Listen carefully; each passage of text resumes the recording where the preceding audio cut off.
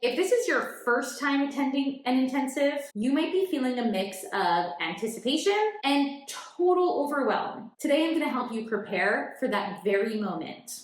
I'm Rachel Fine, registered dietitian nutritionist and founder of To The Point Nutrition. A dancer's performance is a direct result of hard work and motivation. So where does food fit into this?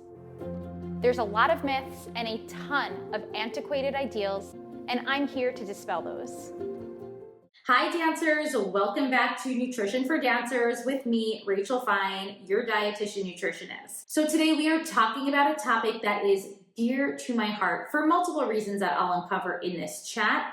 And that's the topic of not just surviving, but actually thriving during your upcoming summer intensives. If you've ever attended a summer intensive, you know firsthand how exciting that can be, but it's also exhausting. And if this is your first time attending an intensive, you might be feeling a mix of anticipation and total overwhelm. Today, I'm going to help you prepare for that very moment with strategies that I have seen over the years help to transform not just my own dancing, not just my own experience, but also all of the dancers that I've worked with. Before we dive in, make sure you hit subscribe so that you are the first one to know when new episodes post. And if you want to learn more, then head over to Instagram, follow me at To The Point Nutrition, because that's where I post daily content to help you in moments like this. Why are summer intensives so uniquely challenging for dancers? Well, they're incredible experiences. They push you. Technically, they expose you to a roster of new teachers, new peers, new choreographers, and the level of growth that is possible at a summer intensive is twofold. But let's be honest, summer intensives can also wipe you out if you're not doing it carefully. The long days, sometimes starting in the early hours of the morning, stretch into late in the evening. For most, maybe not all, but most dancers, the physical demands of a summer intensive are likely not what you're used to. And if you try to power through without a fueling strategy, you risk more than just a tired afternoon. You risk injury, burnout, and losing the joy that you came here in the first place for. And there's also the social pressures that happen at summer intensives. Summer intensives, unfortunately, can also amplify body comparisons, restrictive eating patterns, and even perfectionistic thinking, because you're surrounded by a lot of like-minded dancers. And unfortunately, while that can breed motivation, it could also breed a lot of unhealthy patterns. There's also some very rigid food struggles that dancers have to navigate through, like learning to eat in new environments, sharing food environments with dance peers, and learning how to eat in cafeterias. This is why we need a plan. A flexible, compassionate, doesn't have to be perfect type of plan. The goal is to help you fuel consistently, support your body, all while also protecting your mindset. So what are we actually thinking about? First things first, eat enough. It's easier said than done, especially during a demanding training routine. But dancers, this is like your number one priority. You have to give your body enough food. When you're dancing all day, especially in hotter, humid climates, your energy needs, they increase, sometimes by hundreds of calories per day. Now, to make things even harder, you might not even feel hungry throughout your day. You're moving constantly. You're navigating a lot of new environments and changes. Oftentimes, this blunts hunger cues. But guess what? You still need the fuel. I've worked with so many dancers that don't even realize how much they're underfueling during this time of year. It's not until they start feeling overwhelmingly exhausted, week 2, week 3, and so on. And then unfortunately, they end up with an injury by August. So how do we combat all of this? Well, you want to focus on eating a minimum of 3 meals and probably minimum 3 snacks a day. That's just a general outline. What does that look like? For breakfast, it's definitely something with carbs, protein-rich options, and fat. A multi-component meal. Oatmeal with nut butter, add some fruit and eggs to the mix. Maybe it's an avocado toast paired with a smoothie. These are all just ideas. Mid-morning snack. This is a non-negotiable. My favorite is trail mix. Make sure it's packable, convenient, and you can get it in rather quickly, even if you're just changing into point shoes. Lunch, think less volume, more energy. Sandwiches and wraps are a go-to. Pair these with some side items like chips or pretzels. You might even want to pair this with some milk or chocolate milk to help you boost the carb and protein content of that meal. Afternoon snack, another non-negotiable. I love a nut butter or seed butter with jelly sandwich. Maybe it's 2 mini bagels with cream cheese. Whatever works for you. Again, this is all flexible. These are just ideas. And then dinner's likely going to be in your dorm or cafeteria, or if you are commuting, then it's back home. Again, thinking energy density, a rice-based dish, a noodle-based dish. These are all good ideas. And then last, you're likely going to need an evening snack along the way as well. Throughout all of these examples, the running theme here, it's about balance. One of the most helpful things you can do throughout your intensive is focus on the balance within your meals and snacks. I mean, incorporating a mixture of macronutrient-rich foods. Let's break it down. Carbohydrates, your main energy source, replenishing your glycogen, the energy that your body needs to actually move and even focus during your long days. Whole grains, fruits, starchy veggies like potatoes and corn. This is not a time to cut carbs. Spoiler, it's never a time to cut carbs for a dancer's training, especially not during the summer. Carbs are going to literally give you that fuel to move along. Next up, protein. Most of my dancers love their protein-rich foods, so this often is the easiest conversation to have with dancers. It's gonna support your muscle recovery. Chicken, turkey, meat, eggs, dairy-free alternatives. If you're a vegan or a vegetarian, that is an entire episode in of itself, but you too can find accessible plant-based protein-rich foods like tofu and legumes, beans, and lentils. Fats, critical for hormonal balance, joint protection, and sustained energy. Nut butters, oils, hummus, avocados, seeds, the list goes on, and I dive deeper into it on the blog post. I'll link that in the show notes. Now, if you're at a cafeteria and options feel limited, like if you have options available like it's pizza or salad, highly encourage you to actually choose both. The pizza is going to give you carbs, the cheese is going to give you protein, the salad is going to help to boost some of your veggie intake. That's a very satisfying meal in of itself, but I encourage you to stay away from full salad-based meals. A lot of volume for a lower amount of calories. That's going to be really hard to digest. It's not really going to give you the energy that you need to get you through an afternoon of classes and rehearsals. Also, during your intensive, meal timing matters. Waiting until you feel ravenous at the end of the day is not the goal. Your body will thrive with steady energy availability. And that means aiming to eat likely every 2 to 4, maybe closer to every 2 to 3 hours throughout your day. So for example, having breakfast at 7:30, mid-morning snack at 10:30, depending on where your class structure is, lunch at 1, another snack at 3, dinner at 7, evening snack at 9. So you can see this consistent intake. It's what's going to help to steady your energy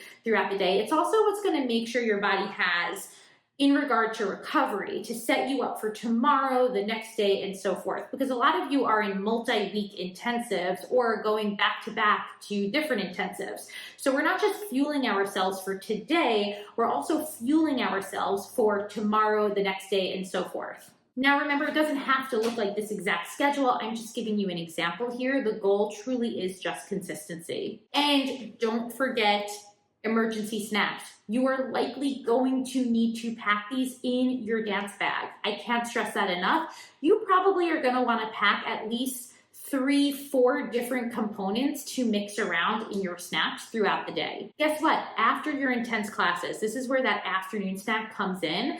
After intense dancing, your body is amped up to absorb nutrition. So a carb protein mix snack that might look like cheese and crackers, it might incorporate a chocolate milk, is going to really help with that muscle recovery. Bonus, if you don't wait too long and you get that in within the 30 to 60 minutes following that intense bout of dancing, it will really help to prime your muscles for glycogen replenishment and ultimately muscle repair. So let's talk about some very real practical strategies to do that. It goes back to that snack strategy that I alluded to earlier. Because let's be real, there might be times during your intensive where you won't have the time or access to a full meal. Commonly see this around lunchtime for dancers. This is why snack planning is crucial. Here are my top portable snacks for you to start thinking about for your intensive. Grab a pen, grab some paper, jot these down. Packable fruits, bananas, apples, oranges. These tend to be easily accessible in those cafeterias or in local coffee shops, maybe around the corner from your intensive. Nut butter packets, you can also make these yourself by just putting 2 or 3 generous spoonfuls of nut butter into a baggie, and then at your intensive, you can cut a hole, squeeze it onto your packable fruit. Trail mix, this is my favorite. If you've listened to me before, then you know I always shout from the rooftops how great trail mix is for dancers. You can really have fun with that recipe, experiment with different additions. Most of the dancers and myself love pretzels, peanut M&Ms, dried fruit, some type of nut or seed in the mix as well, or maybe like a whole grain cereal. So just kind of mix it all together. You can even make a big bin of your trail mix on like a Sunday and then portion it out throughout the week. So it's just easy and it's there for you. String cheese and turkey jerky, these make for really good protein-rich options. Granola bars, I love fruit and nut-based bars. Pretzels, crackers, dried fruit like dates, all great options for you to keep on hand. And as I mentioned earlier, try to pack either 1 or 2 additional snacks, even when you might not need them, or if you think you're good, just try to pack an extra, because you never know if you're not gonna necessarily have time for, let's say, a full lunch meal. You might have to split your lunch into 2 mini meals and then pair each of those mini meals with like a side item snack. So it's just good to have them on hand if you can. And by the way, those snacks, they don't always have to be perfect. You might have access to a vending machine. A lot of dancers stress about this. They stress about the more packaged, processed options. But guess what? A bag of pretzels or Chex Mix can be really helpful to pick up your energy, especially when things are not as accessible to you, like towards the end of your intensives. Another key reminder during your intensive: flexibility. One of the biggest mindset hurdles for most dancers is the idea that you need to eat perfectly, and I quote, clean during that time. This is why this topic hits home for me. It was at a summer dance intensive way back when, we're talking like way before I was ever even in college to gain my licensure as a dietitian. It was at a summer intensive where I picked up clean eating habits, and that spiraled into disordered eating for me. It really caused me to feel very burnt out by the end of the intensive, injured, exhausted, and really confused about nutrition and what the heck to eat. So I encourage you now to let go of that mindset of perfect eating. You're going to be in a new environment, maybe living in a new dorm. If you've been to this intensive before, if you think you know the lay of the land, guess what?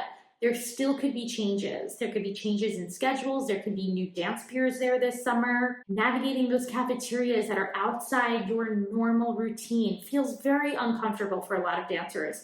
I promise, I've been there. But food flexibility, that's your superpower right now. When the salad bar doesn't look fresh, go grab a sandwich, grab a wrap. Heads up, that's likely gonna support you more anyway. If you're sick of all the options at hand and breakfast is just a bowl of cereal with milk, totally fine. This is gonna give you the energy. Although you might need to pick it up with some other additions or pick up lunch a bit, because that meal might not cover your full energy demands. That's where those emergency snacks will come in. In thinking about food flexibility, ask yourself, what is available to me right now? What's going to give me energy? And also, if possible, allow me to feel satisfied until my next opportunity to eat. And what can I add to make this meal more complete? If it's that bowl of cereal, maybe we can add a side of toast with nut butter or a banana with nut butter to the mix. Flexible eating patterns helps support consistent fueling. And that, as I keep mentioning, is really key during your summer. Now, I also want to stress avoiding common pitfalls that might happen during your summer. The first is underfueling. This can be intentional, but more commonly, it can be unintentional. Schedules get tight, and I know for a lot of you, you want to take your lunch breaks to go practice fouettes or go practice that new repertoire. But if you are not eating consistently and if you are not eating enough, your hunger cues are going to suppress. Ultimately, your energy will decline, and you might really impede upon your ability to thrive come the end of the intensive performance. If needed, you might want to set some alarms on your phone, reminders, to just get in that energy booster. The second common pitfall that I do see a lot of dancers succumb to during the summer is a caffeine dependence. It's tempting to continuously want to reach for an extra cup of coffee or rely on energy drinks during this time. But caffeine without an appropriate fueling plan just puts you at risk for more long-term fatigue, injury, and excessive caffeine can really spike your nerves. You'll crash harder later. So instead, continue to prioritize those snacks and meals. And on that note, I do want you to pay attention to hydration. Just as much as you're having a proactive approach to fueling, you need to have a proactive approach to hydrating. Lots of sweating. This means you need to sip water consistently throughout the day, or electrolyte-rich drinks. Coconut water is great. Pair it with a salty snack, or something like Powerade or Gatorade can be very helpful as well. So we've covered a lot about fueling for your summer intensive, but I also don't want you to underestimate the mindset demands of your intensive. It's exciting, but it's also stressful, especially if this is one of the first times you're away from home. You might feel homesick, you might face a lot of those body comparisons, meal comparisons, or dealing with the challenges of that perfectionist mindset in a new environment. Make space for your mindset. Journal about your experiences. Stay connected to supportive people, whether that's a registered dietitian like myself or a licensed mental health practitioner. Prioritize rest and downtime when possible. I know that's not easy during an intensive,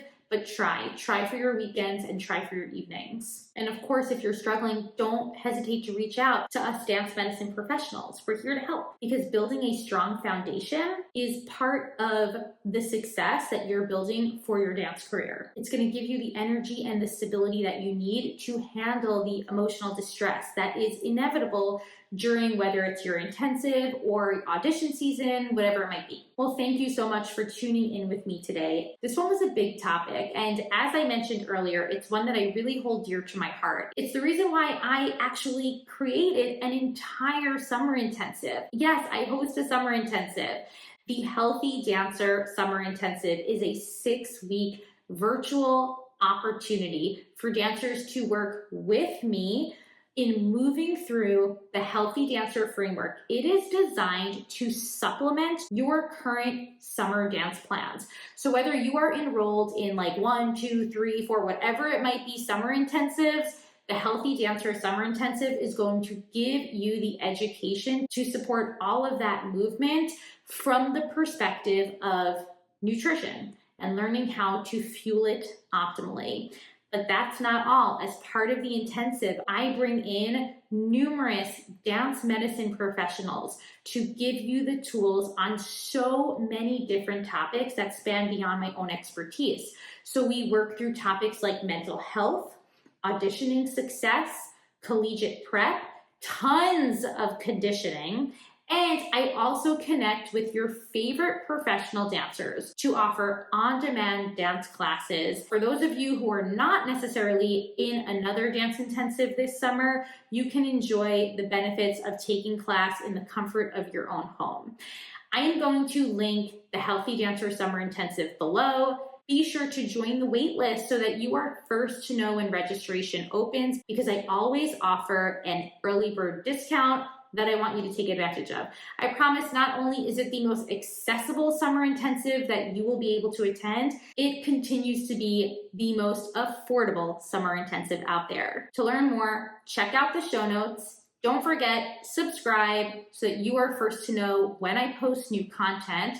Go ahead, follow me on Instagram at To The Point Nutrition. That's where I update all of the dancers daily on these very important topics to build successful dance careers. And until then, I'll talk to you soon.